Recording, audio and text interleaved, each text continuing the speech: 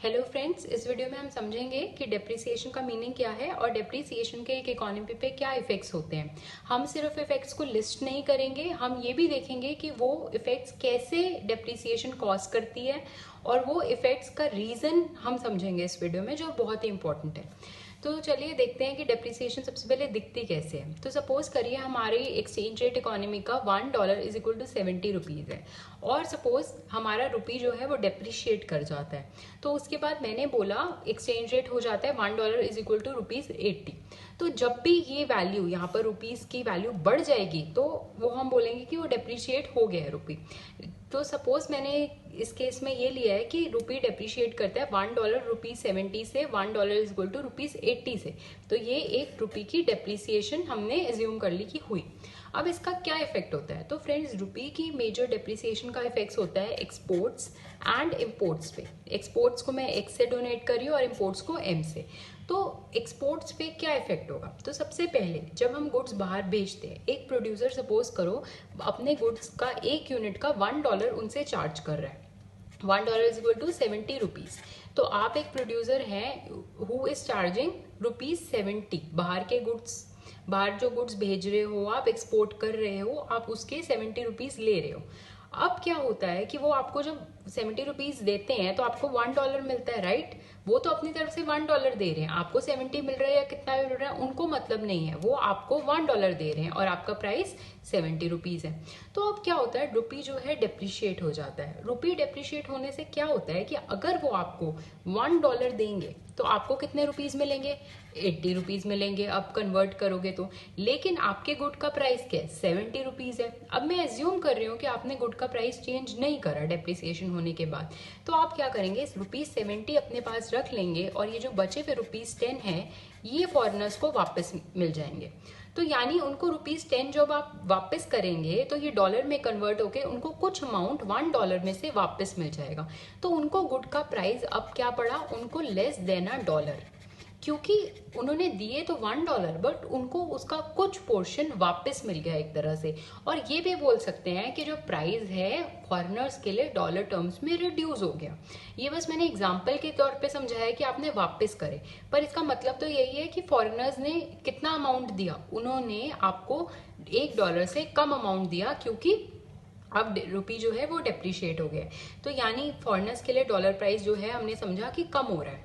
तो इस वजह से ये डॉलर प्राइस कम होने से एक्सपोर्ट्स बढ़ा देंगे। हमें पता है किसी भी चीज़ का प्राइस कम होता है तो उसकी डिमांड बढ़ती है और इस वजह से जो एक्सपोर्ट्स हैं वो हमारे बढ़ जाएंगे इकोनॉमी में। फॉरेनर्स के लिए गुड्स अब सस्ते हैं तो वो ज़्यादा डिमांड करने लग जाएंगे इस एक्सचेंज रेट पे, डेप्रिशिएशन रुपी पे। और ये पॉजिटिव इफेक्ट क्यों है? क्योंकि इससे क्या होगा, हमारा एक्सपोर्ट्स अच्छे हैं तो हमारा ट्रेड बैलेंस जो x माइनस एम उसका फॉर्मूला होता है, मतलब एक्सपोर्ट्स माइनस इम्पोर्ट्स, तो ये हमारा अप जाएगा। और ये जब अप जाएगा तो मतलब कि हमारे गवर्नमेंट के रिजर्व्स में और पैसे हैं तो एक्सपोर्ट्स बढ़ेंगे। उसी तरह इम्पोर्ट्स की बात करते हैं। तो सपोज करिए पहले एक इंडियन $1 का एक यूनिट गुड लेता था तो वो 70 रुपीज देता था। अब क्या है कि गुड्स का, फॉरेन के गुड्स का प्राइस तो चेंज नहीं होगा डेप्रिसिएशन के बाद, तो अभी भी वो प्राइस $1 ही है, लेकिन अब उसको $1 के लिए 80 रुपीज देने पड़ते हैं। तो इंडियन रुपीज में वो जो गुड है वो महंगा हो गया है। तो उस चीज के लिए जब इंडियन रुपीज का प्राइस बढ़ गया है तो वो इम्पोर्ट्स की क्वांटिटी क्या होगी, कम कर देगा एक इंडियन। और जब इम्पोर्ट्स की क्वांटिटी भी कम होगी तब भी हमारा ट्रेड बैलेंस इंप्रूव होगा। तो ये दोनों चीजें पॉजिटिव इसलिए हैं क्योंकि मेरा ट्रेड बैलेंस इन दोनों में इंप्रूव हो रहा है। और फ्रेंड्स, इम्पोर्ट्स का सिर्फ पॉजिटिव इफेक्ट नहीं होता, इसका नेगेटिव इफेक्ट भी होता है। नेगेटिव इफेक्ट कैसे? इसका नेगेटिव इफेक्ट इसलिए होता है क्योंकि जब इम्पोर्ट्स का प्राइस बढ़ गया है तो क्या होता है कि कुछ ऐसे गुड्स होते हैं, इम्पोर्ट्स होते हैं जो एसेंशियल होते हैं। मतलब अब गवर्नमेंट कुछ ऑयल इंपोर्ट करती है, कुछ पेट्रोलियम इंपोर्ट करती है, कुछ नेचुरल गैस इंपोर्ट करती है। तो ये जो आइटम्स है ये एसेंशियल कमोडिटीज है, मतलब इनका जो प्राइस बढ़ने के बाद भी क्वांटिटी कम नहीं होगी। तो मेरा इंपोर्ट्स जो है वो कम नहीं होगा, लेकिन इंपोर्ट्स का प्राइस तो बढ़ गया, मतलब क्वांटिटी कम हुई, ये हमारे बेनिफिट था। लेकिन जिन कमोडिटीज की क्वांटिटी कम नहीं हो पा रही उसके लिए हमें क्या अमाउंट देना पड़ रहा है, P/Q, और इसका P बढ़ गया यानी कि हमें ये ज्यादा अमाउंट देना पड़ रहा है। तो ये एक नेगेटिव इफेक्ट है क्योंकि वैल्यू जो है ये बढ़ गई है, value of imports go up. तो ये भी एक नेगेटिव इफेक्ट है, क्योंकि इससे जो हमारा ट्रेड बैलेंस है वो डाउन जाएगा। इसका नेट इफेक्ट वो एक अलग चीज है, लेकिन इसका एक पॉजिटिव इफेक्ट भी है और एक नेगेटिव इफेक्ट भी है। चलिए मूव करते हैं अब दूसरे इफेक्ट्स की तरफ। दूसरा इफेक्ट हम सेकंड पॉइंट यहाँ देखते हैं कि डेप्रिसिएशन से इन्फ्लेशन होती है। क्यों? हमने देखा कि एसेंशियल कमोडिटीज के प्राइस बढ़ जाते हैं जो इंपोर्ट हो रही है, और ये एसेंशियल कमोडिटीज हमारी बास्केट में भी, जो इन्फ्लेशन काउंट होती है उसकी बास्केट में भी इंक्लूड होते हैं, और उस बास्केट का प्राइस जो है वो बढ़ जाएगा, इसलिए इन्फ्लेशन बढ़ जाएगी इस इकोनॉमी में। और फिर थर्ड इफेक्ट क्या है कि सपोज करिए गवर्नमेंट जो है उसने लोन्स ले रखे हैं फॉरेन करेंसी में, मतलब कि वो उसको $1 रीपे करने थे गवर्नमेंट को, बट अब क्योंकि डेप्रिसिएशन हो गई पे उसको सिर्फ 70 रुपीज रीपे करने थे, बट उसे अब ₹80 रीपे करने पड़ेंगे। तो ये एक लॉस है गवर्नमेंट के लिए। तो जो लोन रीपेमेंट्स हैं गवर्नमेंट की, और कौन सी ये लोन रीपेमेंट्स हैं जो फॉरेन करेंसी में करनी है, हर कोई लोन रीपेमेंट नहीं, जो फॉरेन करेंसी में करनी है उनका प्राइस बढ़ गया है, जिस वजह से ये नेगेटिवली हमारी गवर्नमेंट को इफेक्ट करेगी। तो चलिए चलते हैं अब बाकी पॉजिटिव इफेक्ट्स पे। 2 पॉजिटिव इफेक्ट्स हम देख चुके हैं। थर्ड पॉजिटिव इफेक्ट इसका ये होता है कि रेमिटेंसेस की वैल्यू बढ़ जाती है। रेमिटेंसेस का मतलब कि आपका एक रिलेटिव है, वो आपको $1 पहले बेचता था मंथली, तो अब $1 आपको सिर्फ 70 रुपीज मिलते थे, बट डेप्रिसिएशन होने की वजह से वो बेचता तो $1 ही है, पर आपको कितना रुपीज मिल रहे हैं? 80 रुपीज मिल रहे हैं। तो ये आपके लिए एक फायदा है, तो ये एक पॉजिटिव इफेक्ट है।